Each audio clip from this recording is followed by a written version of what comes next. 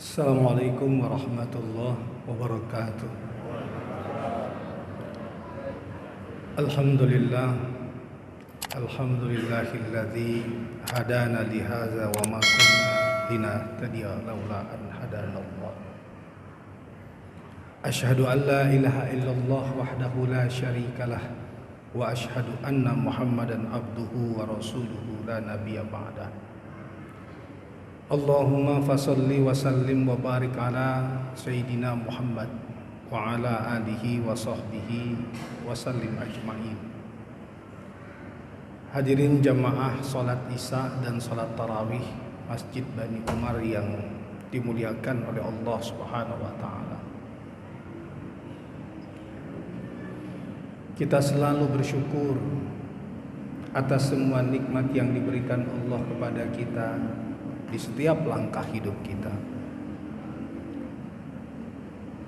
Salah satu nikmat di antara sekian banyak nikmat yang diberikan Allah kepada kita semua adalah hidup dalam iman dalam Islam.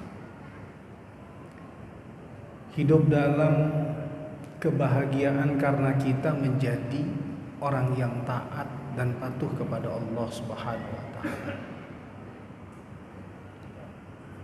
Hadirin jemaah rahimakumullah,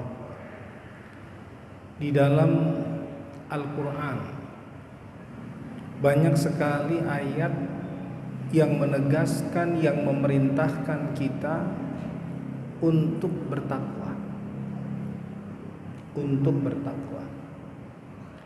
Di dalam surat Ali Imran ayat 102, Allah mengatakan, ya ayyuhalladzina amanu taqullaha haqqa tuqatih wa la tamutunna illa wa antum muslimun. Wahai orang-orang yang beriman, bertakwalah kamu kepada Allah dengan sebenar-benar takwa, dan jangan kamu mati kecuali kamu mati dalam keadaan tunduk kepada Allah. Di surat 59 ayat 18, Allah juga mengatakan, ya ayyuhalladzina amanu taqullaha wal tanzur nafsum ma qaddamat lighad wattaqullaha innallaha khabirum bima ta'malun. Wahai orang-orang yang beriman, bertakwalah kamu kepada Allah, hendaklah setiap diri memperhatikan, mempersiapkan hari esok. Bertakwalah kamu kepada Allah, sesungguhnya Allah mengetahui perbuatanmu. Setidaknya dari dua ayat ini kita dapat mengambil pelajaran penting bahwa sebetulnya pesan kehidupan yang utama dari Allah kepada kita adalah menjadi orang bertakwa. Makanya perintah puasa pun dikaitkan oleh Allah, la'allakum tattaqun. Ya ayyuhalladzina amanu kutiba alaikumussyam kama kutiba alal ladzina min qablikum la'allakum tattaqun. Wahai orang yang beriman, diwajibkan atas kamu berpuasa sebagaimana diwajibkan atas orang-orang sebelum kamu agar kamu bertakwa. Apa urgensi ketakwaan buat kita? Saya memahami bahwa ketika kita mencapai ketakwaan, Allah tidak mengambil sedikit pun keuntungan dari semua rangkaian atau semua proses ibadah dan amal soleh kita. Jadi semua ibadah dan amal soleh yang kita kerjakan, manfaatnya adalah untuk kita. Maka di dalam surat Al-Anfal ayat 29, Surat Al-Anfal ayat 29 dikatakan oleh Allah, ya ayyuhalladzina amanu in tattaqullaha yaj'al lakum furqana wa yukaffir ankum sayyi'atikum wa yaghfir lakum wallahu dzul fadlil azim. Wahai orang-orang yang beriman, apabila kamu bertakwa kepada Allah, in tattaqullaha, Ya ja'alakum furqana, Allah berikan kemampuan atau kecerdasan kepada kamu untuk membedakan yang hak dan yang batil. Jadi orang bertakwa itu dikasih ketajaman mata hati oleh Allah untuk bisa membedakan yang hak dan yang batil. Mana pekerjaan hak, mana pekerjaan batil, mana sahabat hak, mana sahabat batil, mana rezeki hak, mana rezeki batil, mana yang halal, mana yang haram, mana yang baik, mana yang buruk. Allah berikan kepada kita kemampuan membedakan yang hak dan yang batil. Itu yang disebut dengan Al-Furqan. Wa yukaffir ankum sayyi'atikum, dan Allah memaafkan semua kesalahanmu. Kalau kita lihat ayat-ayat takwa di dalam Al-Quran, hampir semua ayat-ayat takwa di dalam Al-Quran itu menjelaskan bukan hanya pada satu aspek hubungan kita kepada Allah saja, tapi juga menyangkut hubungan atau aspek hubungan kita kepada manusia. Takwa itu bukan hanya sholat, takwa itu bukan hanya puasa, takwa itu bukan hanya hablum minallah, tapi ketakwaan itu juga terkait dengan harmonisasi hubungan kita kepada manusia. Kita ambil satu surat di dalam Al-Quran, surat Ali Imran 133, 134 dan seterusnya. Ketika Allah menjelaskan muttaqin di situ, Allah mengatakan alladzina yunfiquna fis sarra wad dharra wal qaziminal ghais wal afina 'anil nas wallahu yuhibbul muhsinin. Ketika perintah Allah, bersegeralah kamu menuju ampunan Allah dan surganya yang luasnya seluas langit dan bumi disediakan oleh Allah untuk orang bertakwa. Siapa orang bertakwa di situ? Orang yang menginfakkan hartanya di jalan Allah, orang yang mampu menahan marah, orang yang memaafkan kesalahan orang lain, dan orang yang senantiasa berbuat kebajikan. Artinya takwa di situ nanti di ayat yang lain berkaitan dengan sholat. Di Al-Baqarah 183 berkaitan dengan puasa. Tapi di beberapa ayat juga disebutkan bahwa orang bertakwa itu memiliki harmonisasi hubungannya kepada manusia.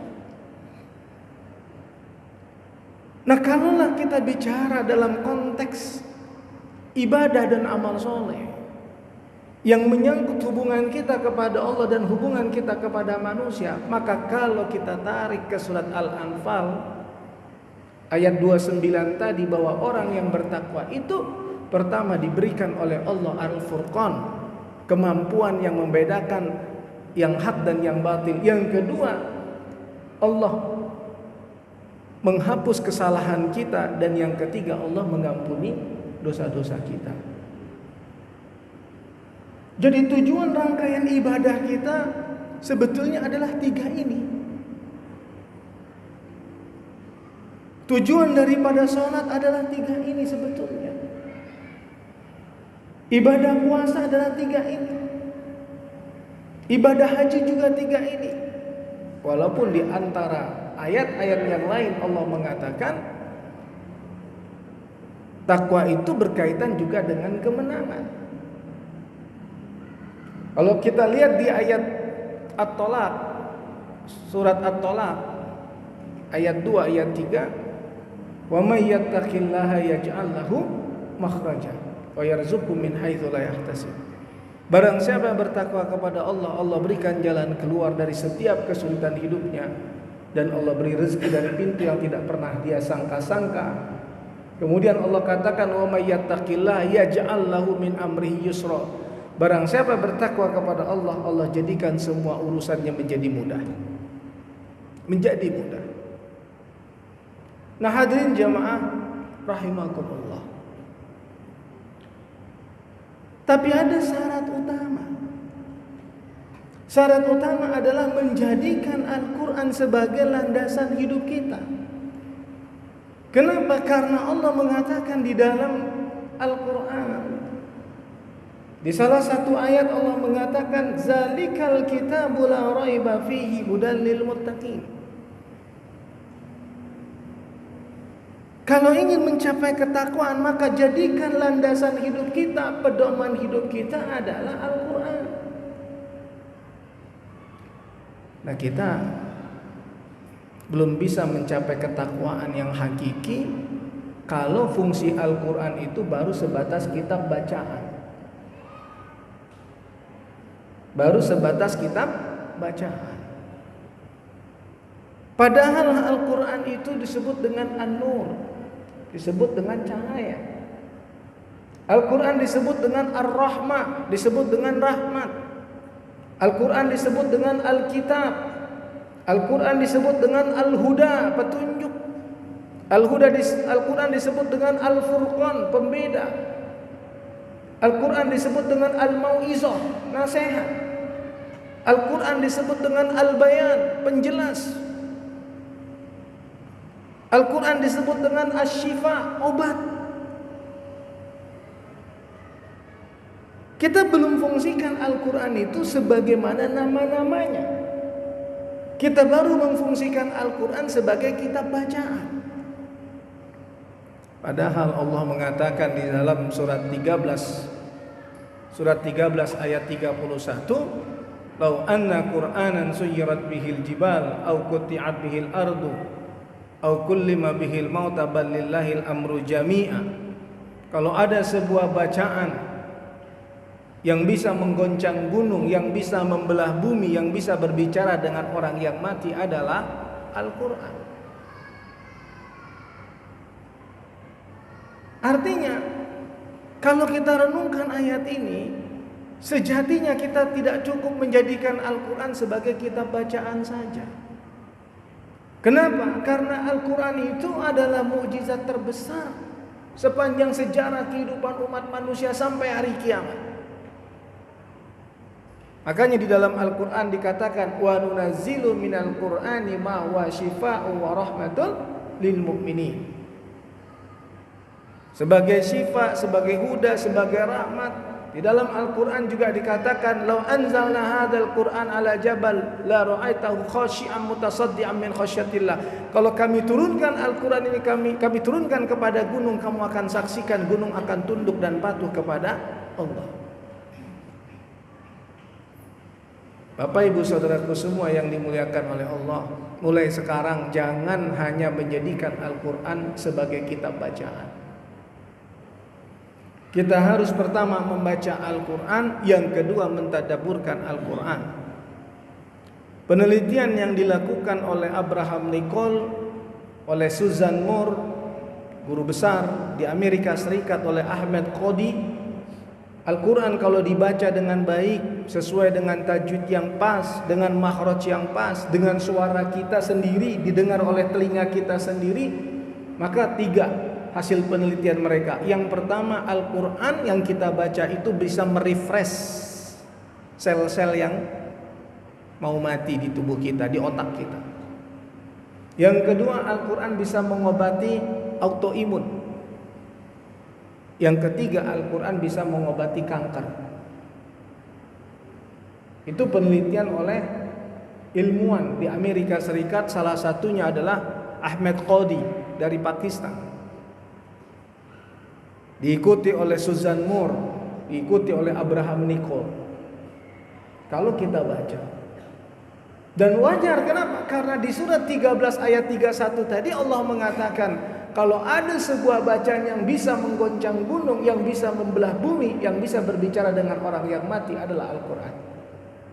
Berarti kalau ada di antara kita yang punya masalah dengan rezeki, cari jawabannya di Al-Quran.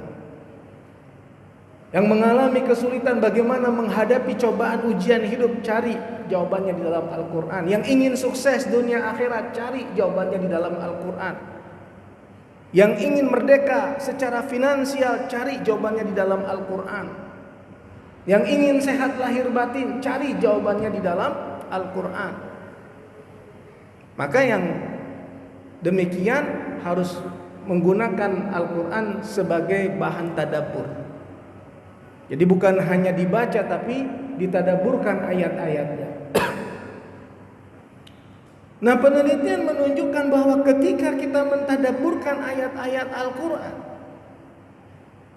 bukan hanya membaca Al-Quran, tapi mentadaburkan ayat-ayatnya, memahami maknanya, ternyata Al-Quran itu bisa mengobati penyakit ma fis syudur, penyakit yang ada di dalam hati. Nah, penyakit yang ada di dalam hati itu apa? Pertama, syirik. Yang kedua, kufur. Yang ketiga, fisq, fasik, nifak, munafik. Penyakit jiwa yang lain apa? Sedih, takut, was-was.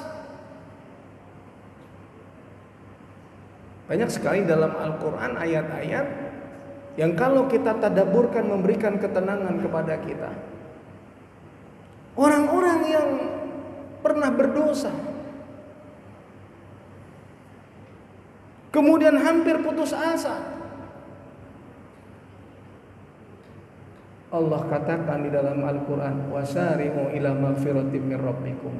Bersegeralah kamu menuju ampunan Allah dan surganya yang luasnya seluas langit dan bumi. Wasari'u ila magfiratin min rabbikum wa jannatin arduhas samawati wal ardu iddat lil muttaqin. Ketika kita bekerja sudah mati-matian, tapi rezeki tidak terlihat, apa jawaban Allah di surat 14 ayat 7? La in syakartum la azidannakum wa la in kafartum inna azabi lasyadid. Kalau kamu bersyukur, kami tambahkan nikmat kami kepadamu, tapi karena kamu kufur, azabku sangat pedih, azab kami sangat pedih. Ketika orang lain memandang kita hina, kita punya perasaan, apa saya tidak dianggap oleh dia? Bagaimana Allah menghibur kita? Kuntum khaira ummatin ukhrijat linnas ta'muruna bil ma'ruf wa tanhauna 'anil munkar wa tu'minuna billah. Kamulah sebaik-baik umat yang diciptakan oleh Allah, mengajak orang lain berbuat baik, mencegah orang lain berbuat mungkar, dan kamu beriman kepada Allah.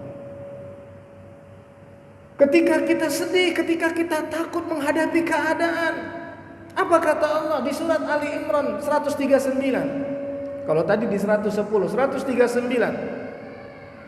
Wala tahinu wala tahzanu wa antumul a'launa in kuntum mu'minin. Jangan kamu merasa lemah, jangan kamu bersedih hati. Kamulah manusia yang paling tinggi derajatnya jika kamu beriman. Ketika kita tidak menemukan jalan keluar dari problematika hidup kita, apa jawaban Allah untuk menuntun kita? Wa may yattaqillaha yaj'al lahu makhraja wa yarzuqhu min haitsu la yahtasib. Tingkatkan ketakwaan kita. Kenapa? Karena orang bertakwa diberikan jalan keluar dari kesulitan hidupnya dan diberi rezeki dari pintu yang tak pernah dia sangka-sangka. Ketika kita ingin menikah, apa jawaban Allah dalam Al-Quran cara kita mencari jodoh? Surat An-Nur ayat 3 dan surat An-Nur ayat 24. Ketika kita ingin membangun rumah tangga, bagaimana cara Allah membantu kita? Surat Ar-Rum ayat 21. Ketika kita sudah punya anak, bagaimana cara mendidik anak kita?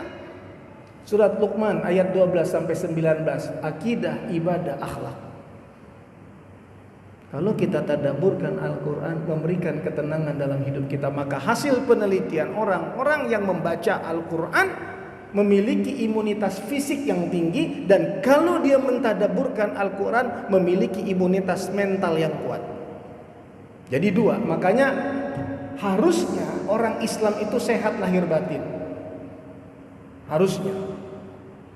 Dan subhanallah yang luar biasa lagi, hadirin rahimakumullah, setiap kita membaca Al-Quran, mentadabburkan Al-Quran, kita beribadah dengan baik, salat dengan khusyuk, puasa dengan berkualitas, melakukan semua rangkaian ibadah dan amal soleh kita, hormon kebahagiaan meningkat di dalam diri kita. Nah, kalau udah bicara hormon kebahagiaan, ini adalah versi kedokteran, wilayah para dokter, yang disebut dengan endorfin. Ya, endorfin. Endorfin itu sejenis morfin. Kalau disuntik di luar, dari luar ke dalam, itu morfin. Nah, kita nggak butuh suntikan morfin. Karena apa? Tubuh kita sudah punya endorfin, pereda rasa nyeri. Nah, maka orang-orang yang puasa, yang zikir, baca Quran, berbuat baik, sayang sesama saudaranya, menyintai, menyayangi, menghormati, dihormati, punya kepedulian, berinfak, sedekah, menuntut ilmu, silaturahim, sehat lahir batin. Mana ayatnya? Surat Al-Baqarah 277. Innal ladzina amanu wa 'amilus solihati wa aqamus shalah wa atauz zakah lahum ajruhum 'inda rabbihim wala khaufun 'alaihim wala hum yahzanun. Sesungguhnya orang yang beriman, yang beramal soleh, mendirikan sholat, menunaikan zakat, bagi mereka pahala di sisi Tuhan mereka. Mereka tidak pernah takut dan tidak pernah bersedih hati. Kenapa?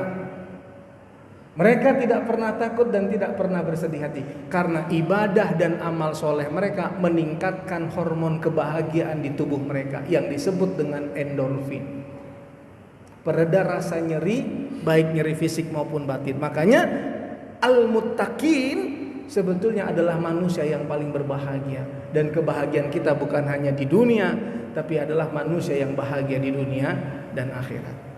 Mari kita maksimalkan ibadah Ramadan kita agar endorfin meningkat di tubuh kita, agar kita selalu menjadi orang yang paling berbahagia di muka bumi ini. Kuntum khairu ummatin ukhrijat linnas ta'muruna bil ma'ruf wa tanhauna 'anil munkar wa tu'minuna billah. Kamulah sebaik-baik umat yang diciptakan, mengajak orang lain berbuat baik, mencegah orang lain berbuat mungkar, dan kamu beriman kepada Allah. Ali Imran 110. Ali Imran 139, wala tahinu wala tahzanu wa antumul a'launa in kuntum mu'minin. Jangan kamu merasa lemah, jangan kamu bersedih hati. Kamulah manusia yang paling tinggi derajatnya jika kamu beriman. Wallahu muwaffiq ila aqwamit thoriq. Subhanakallahumma bihamdika asyhadu an la ilaha illa anta astaghfiruka wa atubu ilaik. Assalamualaikum warahmatullahi wabarakatuh.